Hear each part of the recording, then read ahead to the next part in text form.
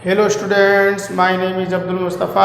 आज हम class 9th है चैप्टर 1 नंबर सिस्टम के प्रश्नावली 1.2 के प्रश्नों को सॉल्व करेंगे। प्रश्नावली 1.2 का जो फर्स्ट क्वेश्चन है, हमें इसमें कुछ कथन दिया गया है। बताना है कि ये कथन सत्य है या असत्य है। तो प्रत्येक अपरिमेय संख्या एक वास्तविक संख्या होती है। फर्स्ट पार्ट दे रखा है कि प्रत्येक अपरिमेय संख्या एक वास्तविक संख्या होती है। तो ये बात सही है कि सभी की सभी अपरिमेय संख्याएं क्या होती हैं, वास्तविक संख्याएं होती हैं। तो ये कथन आपका सत्य है, क्योंकि सभी अपरिमेय संख्याएं और सभी परिमेय संख्याओं के योग को ही वास्तविक संख्या कहा जाता है। हमारा अगला पार्ट है, सेकंड पार्ट इसका, कि संख्या रेखा का प्रत्येक बिंदु अंडर रूट m के रूप का होता है। क्या संख्या रेखा पर जितने भी बिंदु होते हैं सब अंडर रूट m के रूप के होते हैं? और जहाँ m क्या है, एक प्राकृत संख्या है, तो संख्या रेखा पर धनात्मक संख्याएं भी पाई जाती हैं और ऋणात्मक संख्याएं ही पाई जाती हैं, केवल प्राकृतिक संख्याएं ही नहीं पाई जाती हैं। तो इसीलिए आपका ये कथन क्या हो जाएगा, गलत हो जाएगा। तीसरा पार्ट है कि प्रत्येक वास्तविक संख्या एक अपरिमेय संख्या होती है। क्या सभी वास्तविक संख्याएं अपरिमेय संख्याएं होती हैं? तो ये कथन भी आपका क्या है, गलत है, क्योंकि सभी वास्तविक संख्याएं अपरिमेय संख्याएं नहीं हो सकती हैं, क्योंकि वास्तविक संख्याओं में क्या परिमेय संख्या भी शामिल होता है, क्योंकि परिमेय और अपरिमेय ही बराबर होता है वास्तविक संख्या के। जैसे हमने कहा कि तीन क्या है, एक वास्तविक संख्या है, तो हम 3 को लिख सकते हैं 3/1, 3/1 लिख दिए। अब यहाँ ये किसके बराबर है, p/q के बराबर है, जहाँ q 0 नहीं है, q 0 नहीं है, और p और 3 और 1 क्या है, पूर्णांक है। इसका मतलब ये एक परिमेय संख्या है।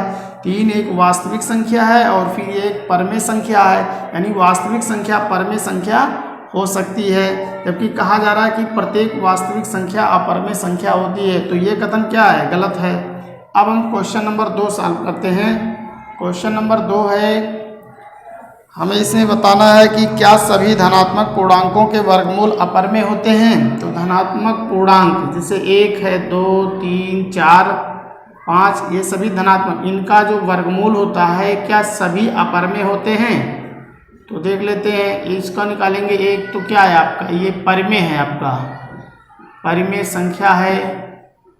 अंडर रूट 2 क्या है, जिसका वर्गमूल नहीं निकलेगा वो अपरिमेय हो जाएगा, तो ये अपरिमेय है।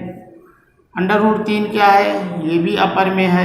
अंडर रूट 4 क्या है, ये बाहर हो जाएगा, 2 × 2, ये बराबर हो जाएगा 2 को हम लिख सकते हैं 2/1, तो ये आपका क्या है, परिमेय है। तो धनात्मक पूर्णांकों के जो वर्गमूल होते हैं वे परिमेय भी होते हैं और अपरिमेय भी होते हैं। इसमें कहा जा रहा है कि क्या सभी धनात्मक पूर्णांकों के वर्गमूल अपरिमेय होते हैं? तो लिख देंगे नहीं, सभी धनात्मक पूर्णांकों के वर्गमूल अपरिमेय नहीं होते हैं। फिर इसमें कहा जा रहा है कि यदि नहीं तो ऐसी संख्या के वर्गमूल का उदाहरण दीजिए जो एक परिमेय संख्या है। तो हम क्या उदाहरण दे देंगे, तो इसमें से परिमेय संख्या के वर्गमूल का उदाहरण एक आपका ये दे दी, एक ये उदाहरण हो जाएगा और आपका एक ये हो जाएगा। और भी देना चाहें तो एक और दे दीजिए। अंडर रूट 25 है, तो ये हो जाएगा 5 × 5, 5 बाहर आ जाएगा, 5 को लिख सकते हैं 5/1, ये बराबर है p/q के, जहाँ q इज नॉट इक्वल 0 और जहाँ p और q क्या है, पूर्णांक हैं। अब हमारा क्वेश्चन नंबर 3 है, हमें ये बताना है संख्या रेखा पर अंडर रूट 5 को दर्शाना है। संख्या रेखा पे अंडर रूट 5 को दर्शाना है। तो तीसरा क्वेश्चन है, अंडर रूट 5 को संख्या रेखा पर दर्शाना है। संख्या रेखा पर दर्शाना है ये। तो एक समकोण त्रिभुज मान लेते हैं कि ये एक समकोण त्रिभुज है, इसका नाम OAB कुछ भी मान लेते हैं इसको अपने तरफ से। समकोण त्रिभुज में ये कोण 90 डिग्री, क्योंकि समकोण त्रिभुज उसे कहते हैं जिसका कोई एक कोण 90 डिग्री का होता है। तो ये कोण 90 डिग्री है। 90 डिग्री या 90 डिग्री के सामने की जो भुजा होती है वो कर्ण होती है। तो इसको हल करेंगे हम यहाँ पे। समकोण त्रिभुज OAB से हम इसमें पाइथागोरस प्रमेय लगा देंगे।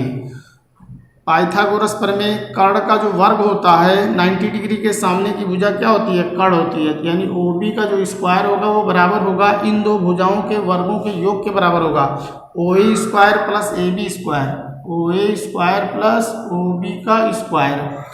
OB बराबर यहाँ से हो जाएगा under root OA square plus OB square. अब यहाँ OB जो है अंडर रूट 5 है, यहाँ जो भी संख्या दी रहेगी अंडर रूट 5, अंडर रूट 3 या अंडर रूट 2 यहाँ ऐसे लिख लेंगे। अब ये आपका है अंडर रूट 5।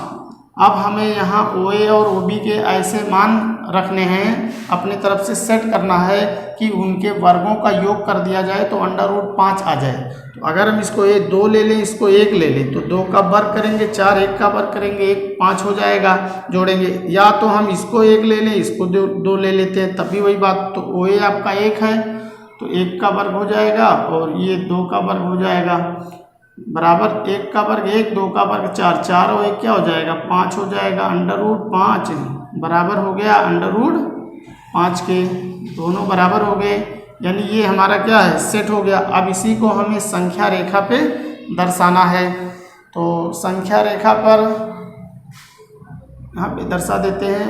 एक रेखा हमने खींचा और इस रेखा पर हमने एक बिंदु O ले लिया और यहाँ से यहाँ तक की दूरी 1 सेंटीमीटर, ये 2 सेंटीमीटर। तो मान लेते हैं एक डिस्टेंस यानी एक यूनिट बराबर आपका 1 सेंटीमीटर के है। अब इसको हम A मान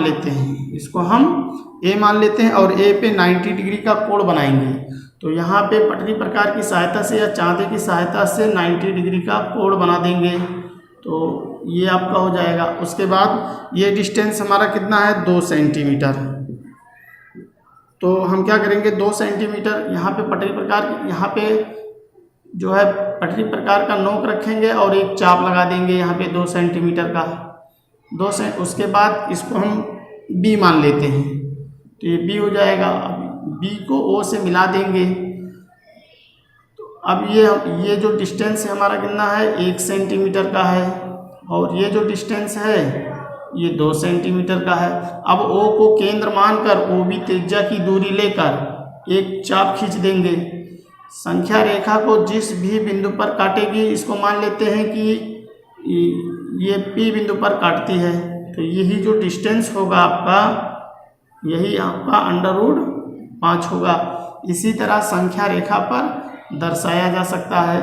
तो अंडर रूट 2 हो, अंडर रूट 3 हो, कोई भी अभाज्य संख्या का वर्गमूल इसी तरह संख्या रेखा पे दर्शाया जाएगा। स्टूडेंट्स, वीडियो अच्छा लगा हो तो प्लीज़ वीडियो को लाइक कीजिए, सब्सक्राइब कीजिए और दोस्तों को शेयर कीजिए।